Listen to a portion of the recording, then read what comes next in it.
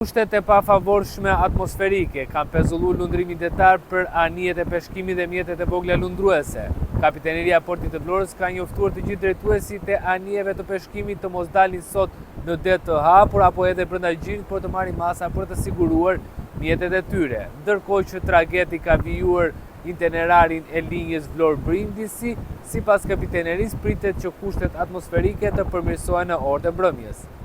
Moti i përkeqësuar në Vlorë, shoqëruar me erra të forta, ka sjellë pezullimin e lundrimit detar për një pjesë të mjeteve lundruese. Kapiteneria e Portit Detar të Vlorës ka konfirmuar se është ndaluar lundrimi për mjetet e vogla lundruese dhe për anijet e peshkimit, si pasojë e kushteve të pafavorshme atmosferike. Megjithatë, pezullimi nuk prek tragedin e linjës Vlorë-Brindisi, i cili do të vijojë lundrimin normal drejt Italisë, pasi kushtet aktuale lejojnë qarkullimin e anijeve të mëdha. Nga Kapiteneria e Portit të Vlorës bëhet me dije se u shkërkuar mjeteve të vogla lundruese dhe anijeve të peshkimit të qëndrojnë në vend strehime të sigurta, me qëllim shmangjen e çdo rreziku të mundshëm për jetën e ekipazheve dhe dëmtimeve materiale. Ndërkohë, sipas parashikimeve meteorologjike, Kapiteneria e Portit të Vlorës konfirmon se situata e motit pritet të përmirësohet duke nisur nga mbrëmja e kësaj të premte, çka mund të sjellë në pas edhe rikthimin gradual të lundrimit detar në normalitet.